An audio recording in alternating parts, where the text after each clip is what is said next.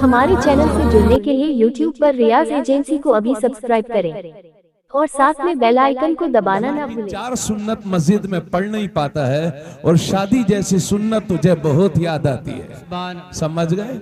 अल्लाह रब्बुल इज्जत सब जानता है और अल्लाह रब्बुल इज्जत के प्यारे रसूल इरशाद फरमाते हैं कि जिसने 2 शादी की और अपनी बीवी के दरमियान इंसाफ नहीं कर सका, यानी एक को ज्यादा चाहा दूसरे को कम चाहा, एक को सता के रखा दूसरे को अय्याशी करने का मौका दिया, नबी फरमाते हैं जब क़यामत के दिन अल्लाह से मुलाकात करेगा तो इस हाल में मिलेगा कि उसके जिस्म का एक धड़ फालिज से बिल्कुल बेकार हो गया होगा। यानी लकवा फालिज उस जिस्म के एक हिस्से पर लग गया होगा कि जो 2 अपनी बीवियों के दरमियान इंसाफ नहीं कर सकेगा। इसलिए याद रखिए मुसलमानों, आप लोग से मोबाइल चलाते हो और तकरीरें भी सुनते हो तो चाहते हो कि मौलाना लोग लतीफे सुने और ठट्टा हो, मजा आ जाए, तालियां बजें, 4-5 गुट के मसाले जेब में डाल लिए और खाएं और हो गया जलसा।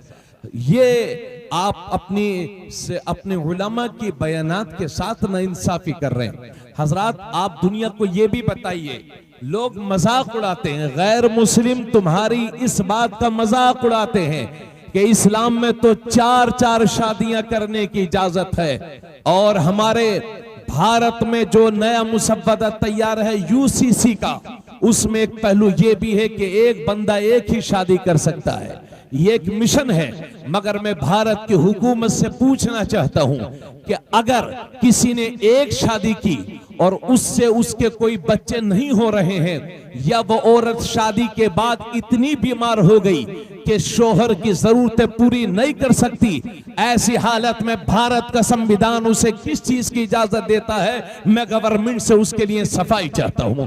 हजरात, इस्लाम ने ऐसे ही मौके के लिए इजाजत दी है कि अगर किसी ने एक शादी की, अब बीवी उसकी बीमार हो गई, इस लायक न रही कि शोहर सोहबत कर सके, या बच्चे ही नहीं हो रहे हैं, तो इस्लाम इजाजत देता है कि इस बुरे वक्त में, परेशानी के, बीमारी के इस बुरे वक्त में उस बीमारी को उस बिचारी को तलाक दे करके अदा दूर न करो, बल्कि उसको भी साथ में रखो, और इस्लाम इजाजत देता है दूसरा निकाह भी कर लो ताकि उसका भी भला हो जाए और तुम्हारा घर भी शादो आबाद रहे। सुभान अल्लाह, सुभान अल्लाह। नारे तकबीर, नारे रिसालत, जश्न ईद मिलादुन नबी, जश्न ईद मिलादुन नबी, मुफ्ती तबरेज आलम साहिब क़िबला। नारे तकबीर, नारे रिसालत। आप हजरात की समझ में आ रही है बात भाइयों? अच्छा, तो ये शौक नहीं है भाई 4 शादियों का। अभी लोग मजाक उड़ाते, इस्लाम में तो 4 शादियां हैं। तो भाई आप नानपारा का सर्वे कर लीजिए, बहराइच और लखनऊ तो छोड़िए, अमा एक शादी तो बड़ी मुश्किल से हो रही है।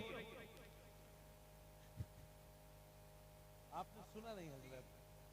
एक शादी तो बड़ी मुश्किल से हो रही है, 4 कहां से होंगी? और अगर 4 भी हो रही हैं तो हमारी हो रही हैं, खिलाएंगे हम आपको, परेशानी क्या है? और जबानें जब लंबी होती हैं तो हमारे नबी तक पहुंच जाती हैं। लोग कहते हैं अरे अब्दुर्रहमान, तेरे नबी ने तो 11 शादियां की हैं, तेरे नबी ने तो 11 शादियां की हैं। तो पहली बात मैं ये बता रहा हूं कि सच्चा भारतीय और अच्छा भारतीय वो है जो शादी करे और बच्चे हों, वरना अगर पूरे नानपारा में पाबंदी लगा दी जाए कि 100 साल तक नानपारा में किसी की शादी नहीं होगी, तो मुझे बताइए 100 साल के बाद नानपारा में क्या बचेगा? क्या बचेगा? चंद बुढ़िया बुड्ढे बचेंगे, वो भी 10-5 साल में सफा हो जाएंगे। इसी तरह से भारत में पाबंदी लगा दी जाए कि 100 साल तक कोई शादी नहीं करेगा, सब कुंवारे रहेंगे। 100 साल के बाद दुनिया के नक्शे से भारत खत्म हो जाएगा। पता चला बेहतरीन और अच्छे भारतीय वो नहीं हैं जो शादी नहीं करते, बल्कि सच्चे भारतीय वो हैं जो शादियां करते हैं और भारत की आबादी को आगे बढ़ा। सुभान अल्लाह, सुभान अल्लाह। हक है, हक है, हक है। माशाअल्लाह। अल्लाह का शुक्र है हमारे दीन ने हमें लुटिया लेकर के पहाड़ियों पर नहीं भेजा है। वाह सुभान अल्लाह सुभान अल्लाह। घर में रह सच करके है। हमें बीवी बच्चों का हक अदा करने की तरगीब हमें इस्लाम ने सिखाई।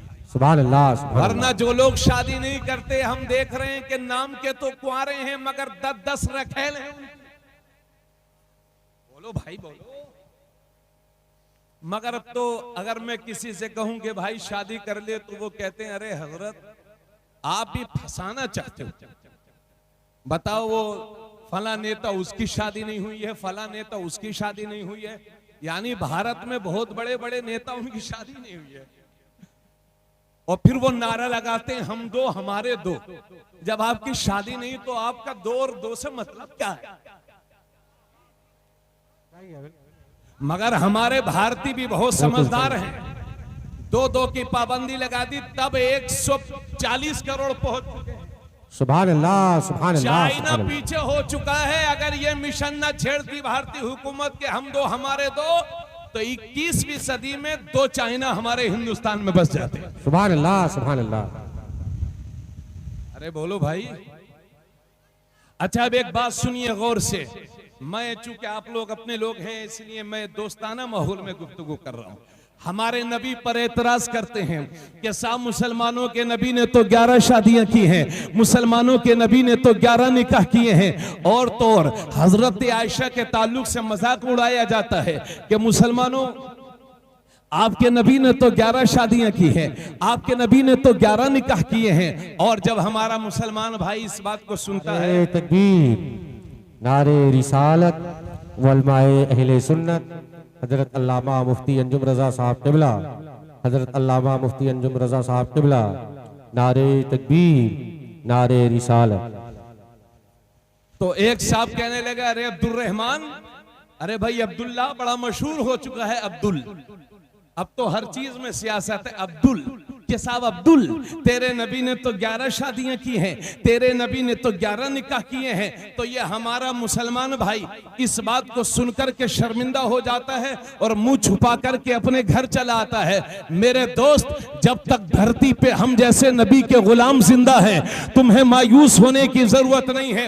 अगर आपसे कोई कहे कि आपके नबी ने 11 शादियां की हैं तो शर्म से मुंह छुपा करके घर आने की जरूरत नहीं है, मुंह तोड़ जवाब देने की जरूरत है। और इसका 2 जवाब है। अगर आपसे कोई कहे कि आपके नबी ने 11 शादियां की हैं तो पहले तो मैं ये बता दूं कि मेरे नबी ने 25 साल की उम्र में जब कुंवारे हैं मेरा नबी और जब पहला निकाह किया तो 40 साल की बेवा हजरत खदीजतुल कुबरा से किया था। सुभान अल्लाह सुभान अल्लाह। जो एक शोहर से बेवा नहीं बल्कि 2-2 शोहरों से बेवा थी हजरत खदीजा। मेरे नबी ने पहला निकाह उनसे किया है। और सुनो भाइयों, अक्सर उलमा यह कहते हैं कि नबी की 7 औलाद हैं जिनमें 3 बेटे हैं, हजरत अब्दुल्ला, हजरत कासिम, हजरत इब्राहिम। और 4 बेटियां हैं, हजरत ज़ैनब, हजरत उम्मे कुलसूम, हजरत रुकैया और हजरत सैयदा फातिमा ज़हरा। ये 4 बेटियां हैं और 3 बेटे हैं।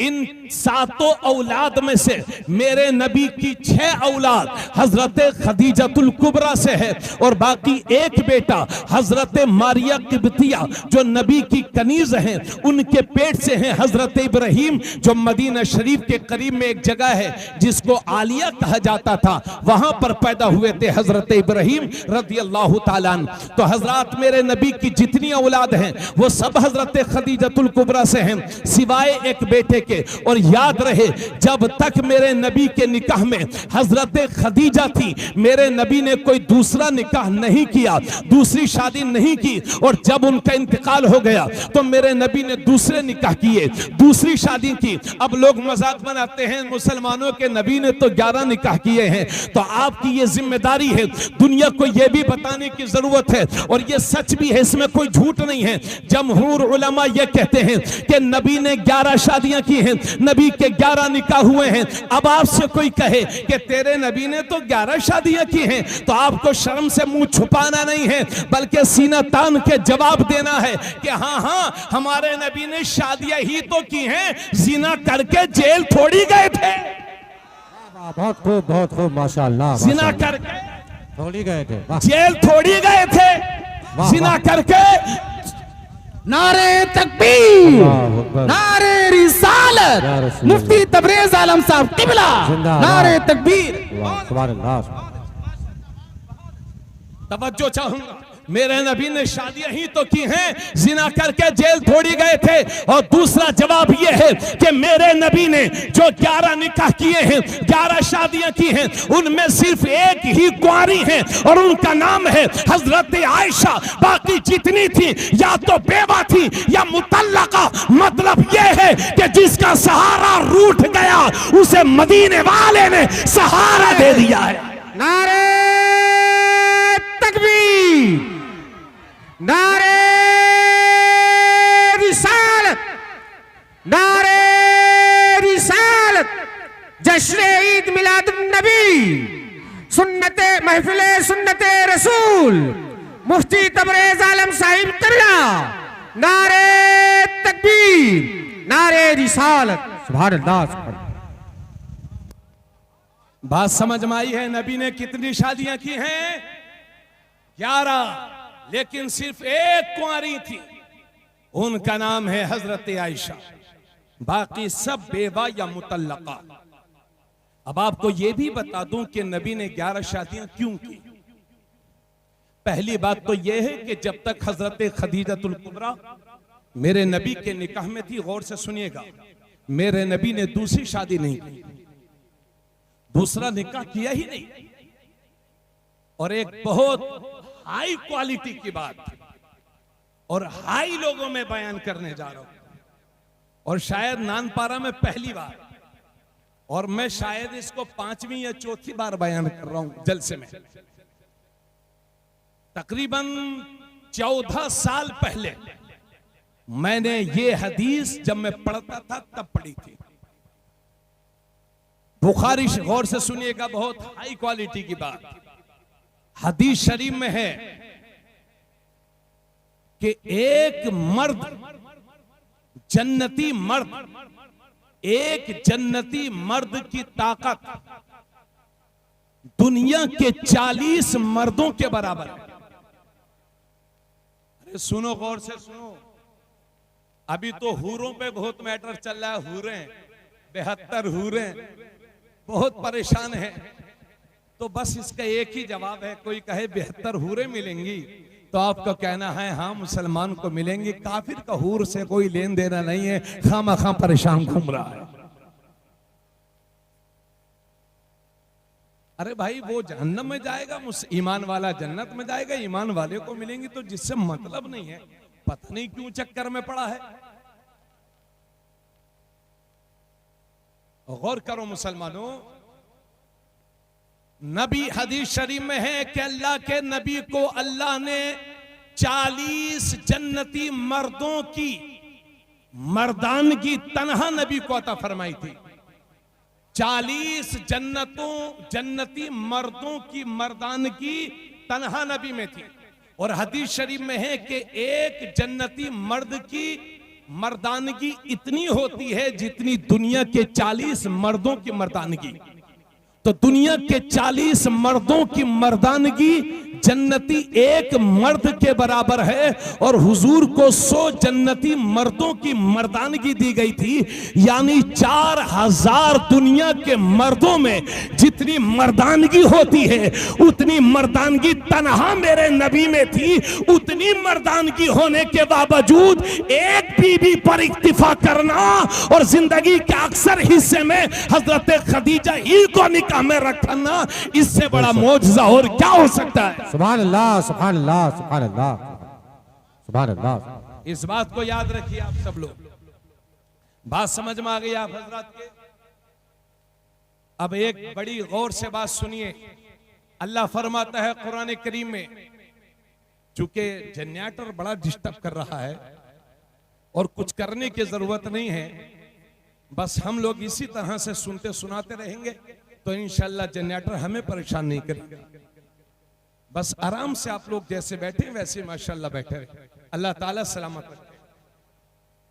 अल्लाह फरमाता है वलक़द अरसलना रुसुलन मिन क़ब्लिका वजअलना लहुम अज़वाजन व ज़ुर्रिया। अल्लाह फरमाता है कि हमने रसूलों को औलाद भी दी है और हमने उन्हें बीवियां भी दी हैं। 1,00,000 या 2,24,000 कमोबेश अंबिया किराम तशरीफ लाए हैं, सिवाय एक नबी के, या तो हजरत याहिया या हजरत ईसा। इनमें से एक नबी के अलावा दुनिया के सारे नबियों रसूलों की शादी हुई है। तो शादी मेरे नबी की प्यारी सुन्नत है, मेरे नबी की प्यारी सुन्नत है। और एक बात शायद याद ना रहे बाद में, इसलिए अभी अर्ज कर दूं, हमारी मां बहनें जो घरों से सुन रही हैं वो भी सुन लें। एक सहाबी हुजूर सल्लल्लाहु अलैहि वसल्लम के बारगाह में हाजिर हुए और अर्ज करने लगे, या रसूल अल्लाह, मुझे एक औरत पसंद आ गई है, मुझे एक औरत पसंद आ गई है। या रसूल अल्लाह, मैं उससे शादी करना चाहता हूं, मगर या रसूल अल्लाह परेशानी की बात यह है कि उसके बच्चे नहीं होते। अल्लाह के नबी सल्लल्लाहु अलैहि वसल्लम ने फरमाया, उससे शादी मत करो। फिर वो सहाबी दूसरी बार हुजूर की बारगाह में पहुंचे, या रसूल अल्लाह, मुझे एक औरत पसंद आ गई है, मगर या रसूल अल्लाह उसके बच्चे नहीं होते। आका ने फरमाया, उससे शादी मत करो। तीसरी बार वो सहाबी अर्ज करते हैं, या रसूल अल्लाह, मुझे एक औरत पसंद आ गई है, बहुत इज्जत वाली है, मगर या रसूल अल्लाह परेशानी की बात यह है कि वो उसके बच्चे नहीं होते।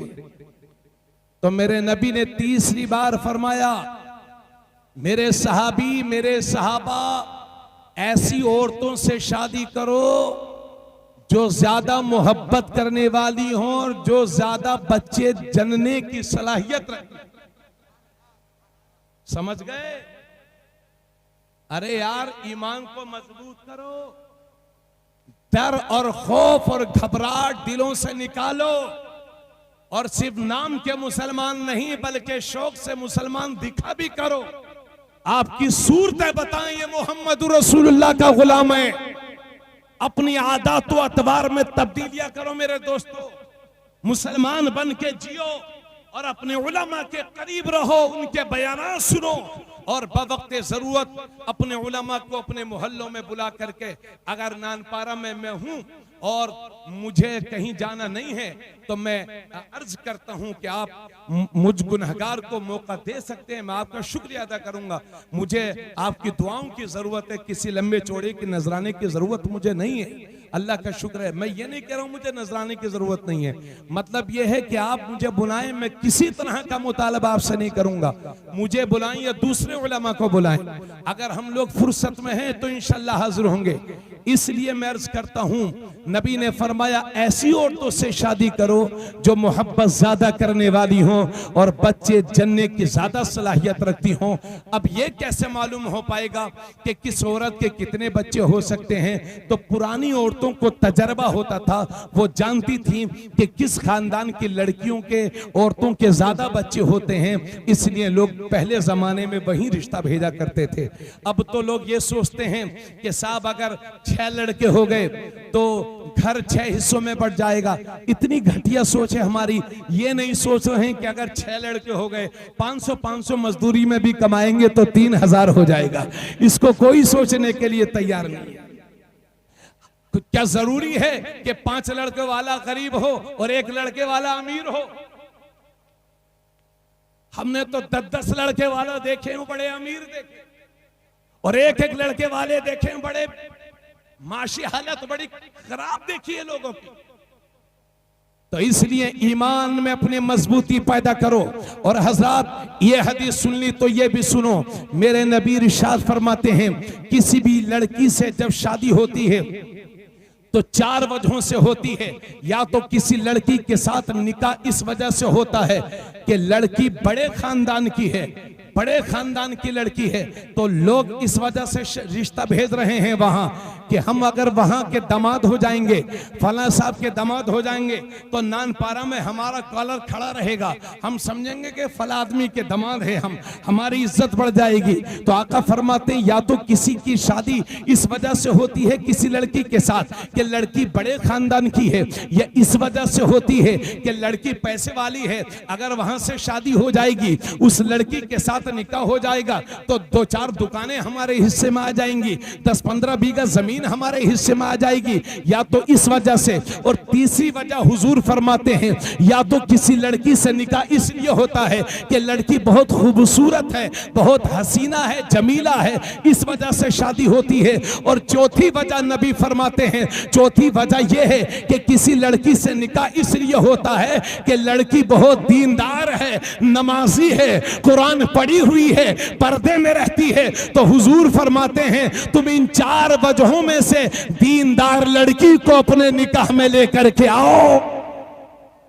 या आपके नबी फरमाते हैं कि 4 वजहों से शादी होती है, मगर जो दीनदार लड़की है उसको अपने निकाह में लेके आओ और दीनदार लड़के के साथ शादी करो। मगर हमारी जहनी खटिया, जहनी सतहियत का ये आलम है, हमारे मिजाज में खटियापन इस तरह से आ गया है, चाहे दामाद, चाहे अहले हदीस हो मगर मालदार हो, दमाद चाहे वहाबी हो मगर मालदार हो, दमाद चाहे गौस आजम का गुस्ताख हो मगर मालदार हो, यानी दमाद मालदार होना चाहिए, चाहे शराबी हो, चाहे कबाबी हो। हमने कितने अमीर ज़ादों को देखा है जिन्होंने शादियां करने के बाद अपनी बीवियों की जिंदगी को जहन्नम बना डाला है। इसलिए मेरे दोस्तों, खुदारा अल्लाह से डरो, अल्लाह से डरो, अल्लाह से दुआएं किया करो। कोई जरूरी नहीं है कि दौलत के बलबूते तुम नेक लड़की लेके आओ, कोई जरूरी नहीं है कि इज्जत के बलबूते तुम्हें नेक खातून मिल जाए। रातों में उठ करके दुआएं किया करो, लखपति बाप की बेटी मिले या ना मिले, लेकिन जिंदगी में मिशन छेड़ दो कि बहू चाहिए तो कनीज़े फातिमा चाहिए, फातिमा की सीरत पढ़नी मानी चाहिए। नारे तकबीर, नारे रिसालत, जश्न ईद मिलादुन नबी, मसलके आला हजरत उलमाए अहले सुन्नत मुफ्ती तबरेज आलम साहिब क़िबला। नारे तकबीर, नारे रिसालत, सुभान अल्लाह, सुभान अल्लाह। सुन्नियत को सबसे ज्यादा नुकसान, मुझे मालूम है नानपारा का माहौल क्या, 6-7 साल से रह रहा हूं, इसलिए बुरी लगेंगी बातें किसी साहब को तो लगे, मगर उन जबानों पर ताले लग जाएं जो मौके पर हक न बोल सके।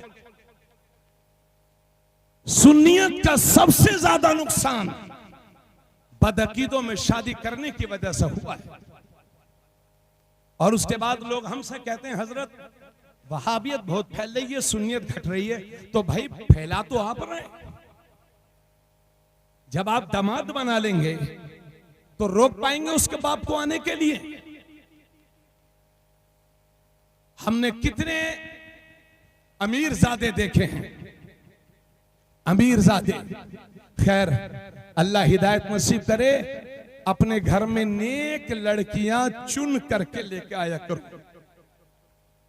बीए पास हो या ना हो, इंटर पास हो या ना हो, मगर ये जरूर देख लो कि पर्दे में रहती है कि नहीं, इसको जरूर देख लो। अल्लाह का करम यह है कि हमारे उलमा अपने दीन की खिदमत करते रहते हैं, मगर अफसोस के साथ कह रहा हूं, हमारे मुआशरे में इतना बिगाड़ पैदा हो चुका है, इतना बिगाड़ पैदा हो चुका है कि पहले 50,000 में निकाह हो जाते थे, अभी 50,000 में मुंह दिखाई पूरी नहीं होती। और हमारा आलम यह है कि बारात में जाएंगे तो 200-200 बाराती जाएंगे, 250-250 बाराती, 150-150 बाराती, और ऐसा नवाब बन के जाएगा, फटी हुई पैंट पहन के जाएगा, बालों में कलर करवा के जाएगा, लफंगा गुंडा बन के पूरी गली में नाचता हुआ जाएगा। क्या तुम्हारे नबी ने तुम्हें यही सिखाया है? मैं तुम्हारे दिलों से पूछना चाहता हूं मुसलमानों, क्या सिर्फ समाज की इस्लाह करना ये सिर्फ उलमा की जिम्मेदारी जिम्मेदारी है, आपकी जिम्मेदारी नहीं है। कम से कम ये तो लगना चाहिए ये किसी मुसलमान की शादी है। जो काम काफिरों की शादी में होते हैं, अगर वही काम तुम्हारी शादियों में आएंगे तो कहोगे तो कहां से सुधार होगा? जिस कौम का पहले ही से डीजे बजा पड़ा है, बैंड बाजा हमारा पहले ही से बजा पड़ा है, मगर ये मानने के लिए तैयार नहीं है। अरे साहब, हजरत साहब, शौक पूरा करने दीजिए। ये डीजे बजवा रहा है, 10-15 लफंगों को बुला करके नाच गाना डांस करवा रहा है, और ये बारात में पहुंचेगा तो बस इससे मत पूछिए।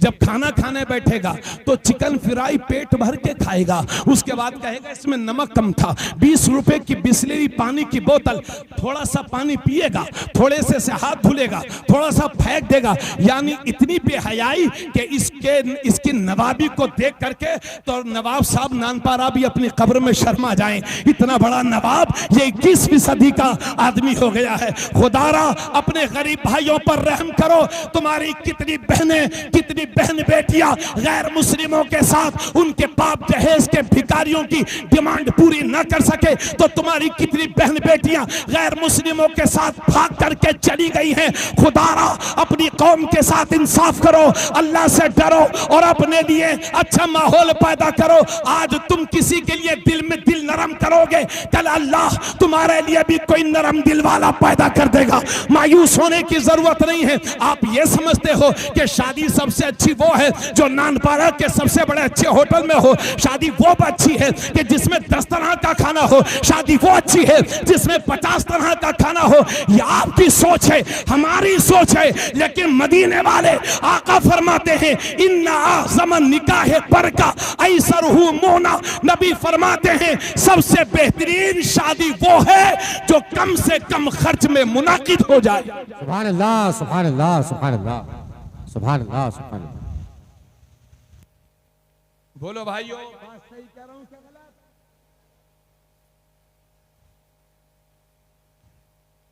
सबसे बेहतरीन शादी वो है। ये नफीस भाई, ये आवाज काफी खींच रहा, थोड़ी सी आवाज बढ़ाओ। बस मैं तकरीर खत्म कर रहा हूं, परेशान ना होना। सबसे बेहतरीन शादी कौन सी है? जो कम से कम खर्च में मुनाकिद हो जाए।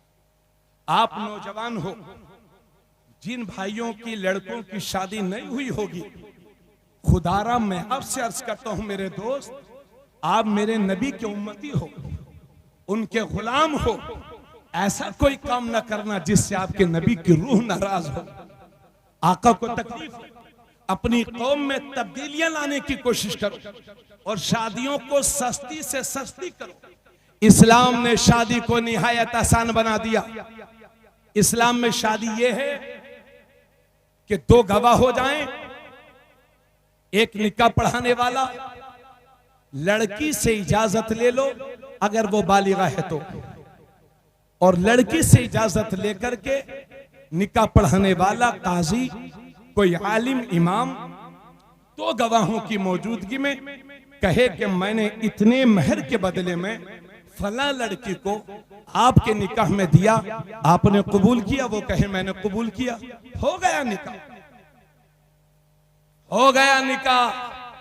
तकरीबन 5 साल पहले मैं बिहार से आ रहा था तो एक आर्मी के नौजवान ने मुझसे कहा कि मौलाना तलाक तलाक तलाक बोल करके 3 बार 3 शब्द तलाक तलाक तलाक और निकाह से निकल गई, इतना आसान है आपके यहां? तो मैंने कहा रे यहां 3-3 बार कहना पड़ रहा है, अगर 2 गवाहों की मौजूदगी में सिर्फ 1 बार कह दो मैंने कबूल किया तो निकाह मुनक्किद हो गया। इतना आसान फरमा दिया अल्लाह ने निकाह को, मगर हमने अपनी फजूल खर्चियों से निकाह को निहायत मुश्किल बना दिया। अगर किसी की 3 बेटी हैं तो रातों को रोने पर मजबूर है, नींद नहीं आ रही है बाप को। अगर कहीं से रिश्ता भी आता है तो वो पहले ये पूछते हैं कि गाड़ी कौन सी देंगे, और अगर गाड़ी की सेटिंग हो भी गई तो आखिर में कहते हैं कि बारातियों की इज्जत बहुत करना, कोई कमी ना रह जाए। अगर नवाब साहब की जियाफत में जरा सी कमी रह गई तो कहते हैं तुमने हमारी बेइज्जती कर दिया। ऐसा लगता है कि ये इज्जत का ताज पहन करके पैदा हुए थे, गांव में पिट करके आएंगे और लड़की वाले घर इन्हें इज्जत चाहिए। अरे कौन अपने घर बुला करके किसे बेइज्जत करता है? मगर जरा सा खाने में कमी हो जाए तो बजाय सब्र करने के, बैठ जा वहीं कुर्सी पर, बजाय सब्र करने के बेसब्री का मुजाहरा करते हैं। और कभी कभी तो नौबत यहां तक आती है कि बारात तक लौट जाती है। बोलो ऐसा ही है ना? क्यों भाइयों मुझे बताओ आप।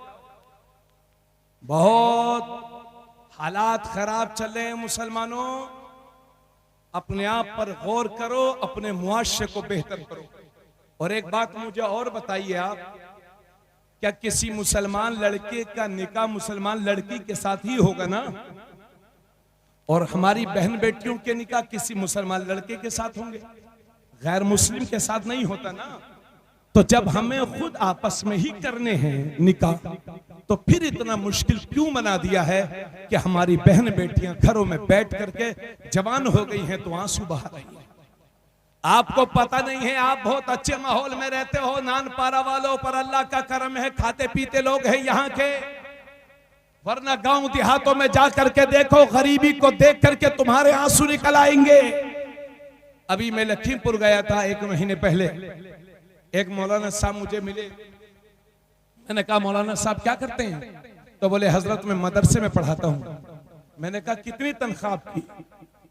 तो बता नहीं रहे थे शर्म की वजह से। मैंने कहा जरा बताइए, तो मैं जानने के लिए ही आपसे पूछ रहा हूं। तो बोले हजरत 3000 रुपया है। कितने साल से आप रह रहे हैं? 4 साल से। उसके अलावा कोई काम करते हैं? बोले हजरत कुछ नहीं करते। आप मुझे बताइए कि 3000 रुपये में आज की डेट में किसी का घर चल सकता है? ऐसे ऐसे लोग हमारी समाज में हैं। खुदारा अपने हाल पर रहम करो मुसलमानों, अपने बहन बेटियों के निकाह को निहायत आसान बनाओ। और इन अमीरों से कहूंगा कि अल्लाह ने दौलत दे दी है तो बिल्कुल फट जाते हैं कि साहब मैं तो अमीर हूं, अगर मेरी बेटी की शादी में 50 लाख खर्च नहीं होगा तो नानपारा में मेरा नाम कैसे होगा? अरे नाम और इज्जत मेरे रब के हाथ में है, बंदों के हाथ में नहीं है। इसलिए हमने कभी कभी देखा है कि सेठ जी 50 लाख की शादी कर रहे हैं, मगर आखिर में पता चला कि 10-20 आदमियों का खाना ही घट गया, सेठ जी की सारी इज्जत का जनाजा निकल गया। अल्लाह से डरो मुसलमानों, बरकतों की दुआ करो, अपने मुआशरे को बेहतर करो। और इस सिलसिले में बातें तो बहुत थी, मगर आखिरी बात अर्ज करके अपनी तकरीर को खत्म कर रहा हूं। मेरे नबी इरशाद फरमाते हैं, अअलिनु हाज़न निकाह वजअलूहु फिल मसाजिद।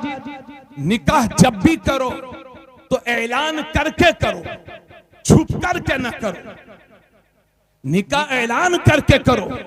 और हुजूर फरमाते हैं वजअलूहु फिल मसाजिद, और निकाह जब भी करो तो मस्जिदों में मुनक्किद किया करो। बोलो जोर से, और जोर से बोलिए।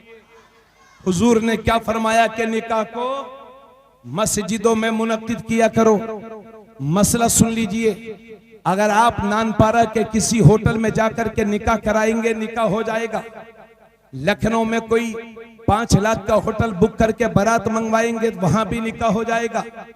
अगर यहाँ तख्त बिछा करके यहाँ निकाह करवाएंगे, यहाँ भी हो जाएगा। 2-4 कुर्सी लगा करके निकाह करवाएंगे, तब भी निकाह हो जाएगा।